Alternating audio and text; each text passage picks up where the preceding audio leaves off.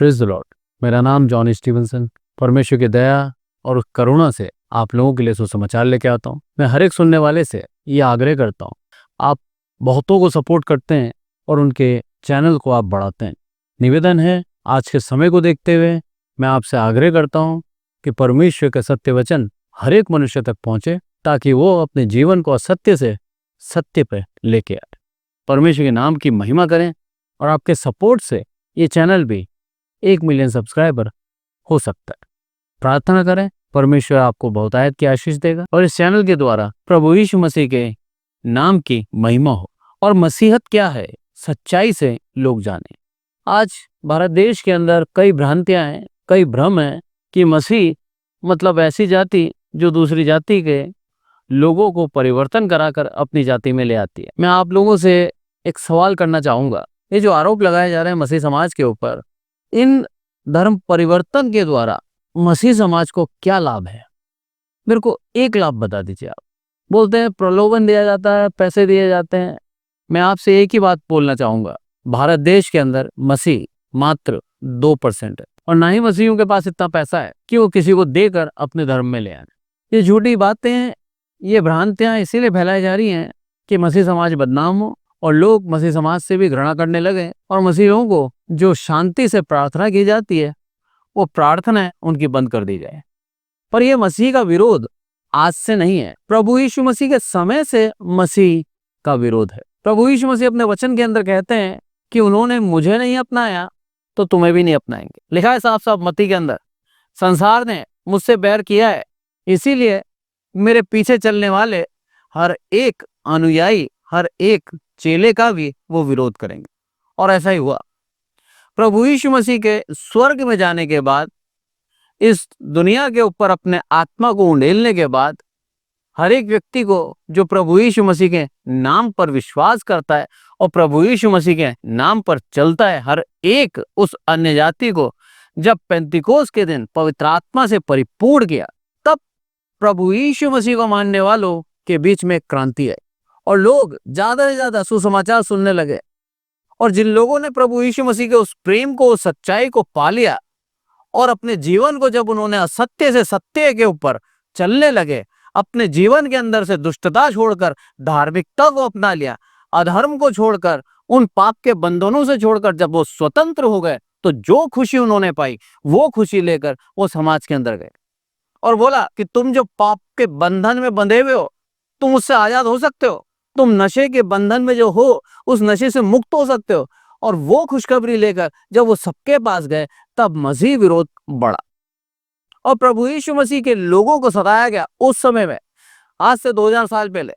और वो सताव छोटा मोटा नहीं था, आज से कई गुना अधिक उस समय सताव सहा था मसीहों ने।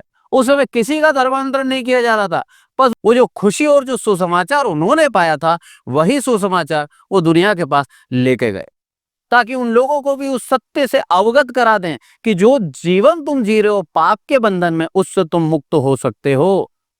एक आपसी भाईचारे के प्रेम के द्वारा वो लोग उनके पास गए और इसके द्वारा मसीहों का विरोध बढ़ता गया। और पूरे यरूशलेम की यदि मैं बात करूं तो यरूशलेम उस समय रोमी साम्राज्य के अधीन था, पर इस्राएल का 1/4 भाग परमेश्वर की जाति यहूदा गोत्र को परमेश्वर ने दे रखा था। और वो यरूशलेम जो कि परमेश्वर का मंदिर है, और उस नगर की बात करूं मैं, उसके अंदर महायाजक और याजक अपने कानून के अनुसार, जूइश कस्टम के अनुसार वहां कार्य करते थे। और वहां पर उन्होंने एक व्यक्ति को नियुक्त करा जिसका नाम था शाऊल। और शाऊल को यह आज्ञा दी कि तू जा और जगह जगह जाकर जितने भी लोग प्रभु यीशु मसीह के पीछे चल रहे हैं, हर एक को मार, घसीट और बंदीगृह में डाल दे। प्रभु यीशु मसीह को मानने वाले लोगों के बीच में यहूदियों का भय होना चाहिए। यदि मैं आयत निकालूं आपको, तो आप देखिए प्रेरितों 8 और उसका 3 पद, उसके अंदर क्या लिखा है? शाऊल कलीसिया को उजाड़ रहा था और घर घर घुसकर पुरुषों और स्त्रियों को घसीट घसीट कर बंदीगृह में डालता था। आमीन। ये सताव उस समय का था जब प्रभु यीशु मसीह का स्वर्गारोहण हो चुका है और यहाँ पर प्रभु यीशु मसीह को मानने वाले लोग बढ़ते जा रहे हैं, प्रभु यीशु मसीह के पीछे चलने वाले बढ़ते जा रहे हैं, क्योंकि पवित्र आत्मा का दान उन्होंने पाया और वो प्रभु यीशु मसीह को सच्चाई से मान रहे हैं। घर घर में प्रार्थनाएं हो रही हैं, जगह जगह सभा हो रही है और प्रभु यीशु मसीह के नाम का सुसमाचार सुनाया जा रहा है। और ऐसे समय में शाऊल क्या करता था? घर घर घुसकर मारा जाता था, घर घर घुसकर मारता था। आज यही है भारत देश के अंदर, कई जगह कई स्टेटों में हम देख रहे हैं। आप अभी न्यूज निकाल के देख सकते हैं, छत्तीसगढ़ के अंदर जगह जगह घरों के अंदर प्रार्थनाएं करने नहीं दी जा रही, घर में घुसकर मार रहे हैं। मैं आपको बताता हूं, इसका 9वां अध्याय निकालें और 9 का 1 और 2। शाऊल जो अब तक प्रभु के चेलों को धमकाने और घात करने की धुन में था, महायाजक के पास गया और उससे दमिश्क के आराधनालयों के नाम इस अभिप्राय से चिट्ठी मांगी कि क्या पुरुष क्या स्त्री जिन्हें वह इस पंथ पर पाए उन्हें बांध कर यरूशलेम ले आए। आमीन। कौन था इसके पीछे? शाऊल अकेला नहीं था, शाऊल के पीछे महायाजक था, शाऊल के पीछे बड़े पदाधिकारी थे और वो चाहते थे कि प्रभु यीशु मसीह के नाम का सुसमाचार है वो बंद कर दिया जाए। और उसके पास गया और क्या बोलता है? बोला मेरे को एक आदेश दे दे, अब न केवल यहाँ बल्कि दमिश्क भी जाऊंगा, दूर दूर तक जाऊंगा और वहां पर जितने भी प्रभु यीशु मसीह को मानने वाले लोग हैं हर एक को सताऊंगा, हर एक को मारूंगा और उनको घसीट कर, लिखा है यहाँ पर घसीट कर बंदी गृह में डाल दूंगा। बाइबल के अलग अलग उच्चारणों में अगर हम पढ़ें तो उसके अंदर लिखा है शाऊल का कहर, कहर बरसाया उसने, जितना हो सकता था शाऊल उतना क्रूर बना, लोगों को मारता मारता इतना मारा कि उनको जान से मार डाला गया। और वो शाऊल पूर्ण रूप से इस धुन में था, कैसे भी करके प्रभु यीशु मसीह का नाम पूरे यरूशलेम और आसपास के हर एक जगह से मिटा दूं मैं। क्या कर पाया? सवाल हुआ है। 2000 साल पहले की बात बता रहा हूं मैं, आज 2025 साल हो चुके हैं और प्रभु यीशु मसीह का नाम खत्म करने के जितने भी प्रयास किए गए हर एक प्रयास विफल हुआ है। आज पूरी दुनिया में अगर सबसे ज्यादा किसी समाज के अगर कोई लोग रहते हैं तो वह ईसाई समाज। उसका सबसे बड़ा कारण है हम लोग लड़ते नहीं है, हमें बाइबल सिखाती नहीं है, विरोध नहीं करते, हम हर एक सताओं का जवाब प्रार्थना से देते हैं, शांति से देते हैं, प्रभु यीशु मसीह के सामने अपने विनती को, निवेदन को रख देते हैं और हे प्रभु तू उपाय कर, ये प्रार्थना करते हैं। और जब मेरा प्रभु कार्य करता है तो बहुत ही अद्भुत होता है। हम आगे देखेंगे, गलातियों निकालें और गलातियों और उसका 1 का 13 उसके अंदर क्या लिखा है? यहूदी मत में जो पहले मेरा चाल चलन था उसके विषय तुम सुन चुके हो कि मैं परमेश्वर की कलीसिया को बहुत ही सताता और नष्ट करता था। शाऊल खुद कहना है, जो अब पौलुस बन चुका है, जिसका नाम बदल गया है, जो कि अब यहूदी मत का नहीं रहा, वो प्रभु यीशु मसीह के पीछे ईमानदारी से चल रहा है। पर यदि उसकी जात की बात करें तो आज भी बिन्यामीन गोत्र का है और आज भी फरीसी है। वो उसने अपनी जात नहीं बदली, प्रभु यीशु मसीह को एक्सेप्ट किया और प्रभु यीशु मसीह के पीछे ईमानदारी से चल रहा है, प्रभु यीशु मसीह के वचनों को मान लिया, प्रभु यीशु मसीह के सुसमाचारों को सुना रहा है, प्रभु यीशु मसीह की आज्ञा के अनुसार चल रहा है और परमेश्वर की इच्छा के अनुसार अपने जीवन को ढाल लिया उसने। यह है पौलुस, जो कि एक समय शाऊल था। शाऊल के नाम का अर्थ अगर मैं बताऊं आपको तो लिखा है प्रार्थना के लिए या फिर जिसके लिए मांगा गया हो, उसका मतलब होता है शाऊल।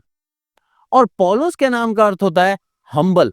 शाऊल एक यहूदी शब्द है और पौलुस एक रोमन शब्द है।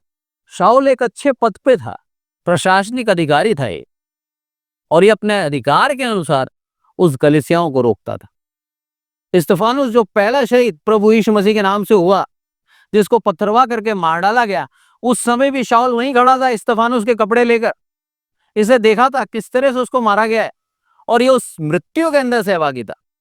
पर आज ये प्रभु यीशु मसीह के लिए अपने जीवन को लेकर चल रहा है। उसका कारण क्या था?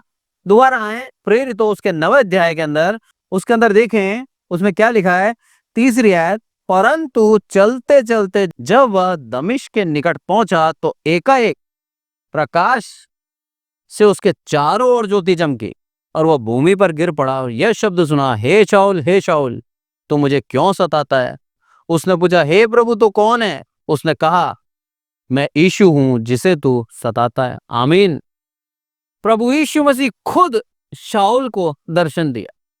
प्रभु यीशु मसीह ने ज्योति में आकर शाऊल को बताया। बोला जिस सच्चाई का तू इनकार कर रहा है, जिसको तू नहीं मानता, जिसके मानने वाले लोगों को तू सताता है, परेशान करता है, तू उन्हें नहीं, तू मुझे सता रहा है। आज प्रभु यीशु मसीह को मानने वाले, सच्चाई से मानने वाले हर एक लोगों को जो सताते हैं, जो परेशान करते हैं, आप जान लीजिए वो उन लोगों को परेशान नहीं कर रहे, मेरे प्रभु यीशु मसीह को परेशान कर रहे हैं। और मेरे प्रभु यीशु मसीह ने जवाब दिया। उस शाऊल के चारों ओर ज्योति चमकी, और ज्योति चमकने के बाद आकाशवाणी हुई कि हे शाऊल, तू मुझे क्यों सताता है। शाऊल घबरा गया, भयभीत हो गया, घुटने पर आ गया, यहाँ लिखा है भूमि पर आ गया, और बोलता है हे प्रभु तू कौन है। आकाशवाणी हुई, क्या बोलता है, मैं यीशु हूं जिसे तू सताता है। वो सत्य, वो प्रकाशन शाऊल ने पाया, और जब पा लिया तब उसको पता लग गया कि जिस शक्ति को मैं कुछ नहीं समझ रहा था, जिस यीशु की सामर्थ को मैं तुच्छ समझता था, जिस यीशु को मैं मामूली यहूदी समझता था, वो यीशु सच में परमेश्वर है। और उसके बाद शाऊल पौलुस बन गया, नम्र हो गया। पौलुस के रूप में शाऊल ने बड़े बड़े कार्य किए। पौलुस के रूप में प्रभु यीशु मसीह के सुसमाचार को फैला दिया। और उसकी कलीसियाओं के विषय में बात करूं मैं, तो नया नियम के अंदर ज्यादातर किताबें पौलुस की ही हैं, जो उसने अपनी चर्च को लिखी है। लगभग 10 तो बड़े बड़े चर्च उसने बनाए, जो कि 4 जगह पे थी, इटली में, ग्रीस में, टर्की में और सीरिया में। और ये यरूशलेम से अगर मैं ग्रीस और टर्की की बात करूं तो दोनों बहुत दूर हैं, 1200 किलोमीटर, कोई 2700 किलोमीटर, इतना दूर दूर है। और ग्रीस और टर्की एक दूसरे के ऑपोजिट हैं, बीच में उनके एक समुद्र है। इसीलिए बेचारा पौलुस कई बार जब यात्रा करता था शिप के अंदर, उसका शिप भी टूट जाया करता था। ऐसी परेशानी, ऐसे दुख में उसने सेवकाई करी है। जो मारा करता था अब खुद पिट रहा है, जिसको सताने में मजा आता था, जो प्रभु यीशु मसीह के लोगों को मारा करता था, प्रभु यीशु मसीह के ऊपर विश्वास करने वाले लोगों को बैंतों से मारता था, उनको घसीट कर बंदीगृह में डालता था, आज खुद बैंत खा रहा है, आज खुद कोड़े खा रहा है। आज काट को बांध दिया जाता था इसके पैर पर, और इस जेल के अंदर इसको पटक दिया जाता था। जिसने बंदीगृह में डाला आज वो खुद बंदीगृह में है। और यदि हम इतिहास पढ़ें तो कम से कम 7 साल पौलुस उस बंदीगृह में रखा, और उसका कारण परमेश्वर की महिमा था, परमेश्वर का प्रेम था जो शाऊल के ऊपर हुआ। परमेश्वर ने अद्भुत रीति से पौलुस को चुना, जो कि एक शाऊल था। उस समय परमेश्वर की महिमा उसके जीवन से नहीं हो रही थी। जब वो प्रेरित पौलुस बना तब प्रभु यीशु मसीह ने उसको अद्भुत रीति से चुना, और प्रभु यीशु मसीह ने उसके द्वारा कई पत्रियां लिखवाई। और अंधविश्वासों से निकलकर मनुष्य प्रभु यीशु मसीह की सच्चाई में आ गया, और प्रभु यीशु मसीह के पीछे ईमानदारी से चलने लगा, और प्रभु यीशु मसीह की सच्चाई को अपनाकर उस स्वर्ग राज्य का वारिस ठहरा। आज भी प्रभु यीशु मसीह की सेवकाई के अंदर, आज भी प्रभु यीशु मसीह के वचन को जब हम बांटते हैं, इसी पौलुस की पत्रियों का सहारा लेते हैं, इसी पौलुस के लिखे हुए लेटर्स जो इसकी कलीसिया कहते हैं, उसके द्वारा अपने आप को प्रोत्साहित करते हैं, अपने आप को एनकरेज करते हैं, और हम उन परिस्थितियों में से निकल कर बाहर आते हैं। आज परिस्थितियां विकट हैं, आज परिस्थितियां गंभीर है, पर मेरे मसीह भाइयों, मेरे मसीह बहनों, डरे नहीं। मेरा परमेश्वर देख रहा है सब कुछ, मेरे परमेश्वर के नियंत्रण में है सब कुछ। मेरे परमेश्वर ने अलाउ किया है, उसका कारण है मेरा प्रभु का आगमन नजदीक है। वो चाहता है हर एक मसीह जो सच्चा मसीह है वही रहे, और जो भेड़ की खाल में भेड़िया है वो भाग जाए। जब हम आगे पढ़ते हैं उसके अंदर क्या लिखा है, प्रेरित 9:15, उसमें क्या लिखा है, परंतु प्रभु ने उससे कहा तू चला जा, क्योंकि वह तो अन्य जातियों, राजाओं, इस्राएलियों के सामने मेरे नाम प्रकट करने के लिए मेरा चुना हुआ पात्र है। आमीन। पौलुस अंधा है, इतना प्रकाश उसके सामने आया, 3 दिन के लिए अंधा हो गया, खाना नहीं खाया, उपवास में ये, और 3 दिन तक प्रभु की उस सच्चाई को सोच रहा है कि प्रभु यीशु मसीह सच्चा खुदा जिसको मैंने परेशान किया। अब 3 दिन बाद हनन्याह नाम के परमेश्वर के दास को परमेश्वर ने भेजा। प्रभु यीशु मसीह ने बोला जा और उसके लिए प्रार्थना कर और वो चंगा हो जाएगा। हमें हमारे शत्रुओं के लिए प्रार्थना करनी है। हनन्याह को जब बोला गया, हनन्याह क्या बोलता है, हनन्याह ने उत्तर दिया, हे प्रभु, मैंने इस मनुष्य के विषय में बहुतों से सुना है कि इसने यरूशलेम में तेरे पवित्र लोगों के साथ बड़ी बड़ी बुराई की है। बोला प्रभु किसके पास भेज रहा है तू मुझे? बोला बहुत ही बड़ी बड़ी बुराई करी है इसने, मारा है उनको बंदीगृह में डाला है, उनको इतना बेइज्जत करा है। ऐसे व्यक्ति के लिए तू बोल रहा है कि तू प्रार्थना कर। हमारी प्रार्थना में शक्ति देखिए आप। जब परमेश्वर हमसे कहे कि तू प्रार्थना कर तो हमें प्रार्थना करना है। और आज प्रभु का वचन हमें सिखा रहा है, पौलुस खुद बोलता है नित्य प्रार्थना में लगे रहें। तो हमारा कर्तव्य बनता है कि हम भारत देश के लिए प्रार्थना करें, भारत देश के अंदर एक रिवाइवल के लिए प्रार्थना करें, भारत देश के अंदर एक सच्चाई के लिए प्रार्थना करें, भारत देश की सुरक्षा के लिए प्रार्थना करें, भारत देश की उन्नति के लिए प्रार्थना करें। परमेश्वर जरूर इस भारत देश को उन्नति देगा और मैं चाहता हूं भारत विकसित हो इन मसीहों की प्रार्थना के द्वारा। और इस प्रार्थना में बहुत शक्ति है। यहाँ पर हम देखते हैं हनन्याह गया और उसके लिए प्रार्थना करी, तो क्या बोलता है यहाँ पर 17वीं आयत में, तब हनन्याह उठकर उस घर में गया और उस पर अपना हाथ रखकर कहा, हे भाई शाऊल, प्रभु अर्थात यीशु जो उस रास्ते में जिससे तू आया तुझे दिखाई दिया था, उसी ने मुझे भेजा है कि तू फिर दृष्टि पाए और पवित्र आत्मा से परिपूर्ण हो जाए। आमीन। हनन्याह ने अपनी आत्मा उसमें उंडेल दी, हाथ रखा उसके ऊपर और हाथ रख के प्रार्थना करी और क्या बोला, प्रभु यीशु मसीह जो तेरे को रास्ते में दिखा था उसी प्रभु ने मुझे भेजा है ताकि तू दोबारा देखने पाए। बिना प्रभु के आंखों के आगे पर्दा है, बिना प्रभु यीशु मसीह के हम कुछ नहीं देख सकते। यहाँ पर पौलुस को देखते हैं हम, बिना प्रभु यीशु मसीह के उसके जीवन में अंधियारा था, पर जैसे हनन्याह ने हाथ रखा वो पवित्र आत्मा से परिपूर्ण हो गया और उस आत्मा के बल में आकर उसकी आंखों की दृष्टि आ गई। ये है प्रार्थना की शक्ति। प्रभु यीशु मसीह क्या बोलता है पौलुस के लिए, बोला मेरा चुना हुआ पात्र है, मैंने पहले से चुन रखा है इसको। ये क्या करेगा, अन्य जातियों के बीच में, राजाओं के बीच में और इस्राएलियों के बीच में क्या करेगा, मेरे नाम को लेकर जाएगा। और पौलुस ने वही किया। अन्य जाति थे, ग्रीस और टर्की के लोग, सीरिया के लोग, इटली के लोग अन्य जाति थे। ये प्रभु यीशु मसीह को नहीं जानते थे, पर प्रभु यीशु मसीह के नाम को पौलुस के द्वारा ये जान पाए। आज हमारा कर्तव्य है कि सच्चाई को हम प्रकट करें। मानना नहीं मानना दूसरे के हाथ में, पर प्रकट करना हमारा कर्तव्य है। स्वर्ग जाने से पूर्व प्रभु यीशु मसीह ने सबके लिए एक धन्य आशा दी। प्रभु यीशु मसीह कहते हैं मत्ती 28 के अंदर, मैं पढ़ता हूं आप लोगों के लिए, उसके अंदर लिखा है, यीशु ने उसके पास आकर कहा, स्वर्ग और पृथ्वी सारा अधिकार मुझे दिया गया है, इसलिए तुम जाओ, सब जातियों के लोगों को चेला बनाओ और उन्हें पिता पुत्र पवित्र आत्मा के नाम से बपतिस्मा दो। आमीन। ये कर्तव्य है मसीह का। किसी का जाति बदलने की बात बाइबल कहीं नहीं लिखती और ना ही कोई मसीह किसी की जाति बदलता है, पर प्रभु यीशु मसीह के सत्य ज्ञान को बताना हमारा कर्तव्य है। प्रभु यीशु मसीह की सच्चाई को बताना हमारा एक सौभाग्य है। प्रभु यीशु मसीह ने आदेश दिया है, मैं बोला जाओ जगत में और उस सत्य को बताओ। लिखा है वचन के अंदर, जो तुम्हारी नहीं सुनता उसके पास दोबारा नहीं जाना, अपने पैरों की धूल झाड़ देना और उस नगर से, उस गांव से निकल आना, पर गवाही हो उनके ऊपर कि सत्य तुम्हारे पास आया था, ताकि वो ये ना कह सके, हे प्रभु यदि मौका मिलता तो मैं सत्य को पा लेता, यदि मौका मिलता तो मैं भी अपने पाप के बंधन से बच जाता।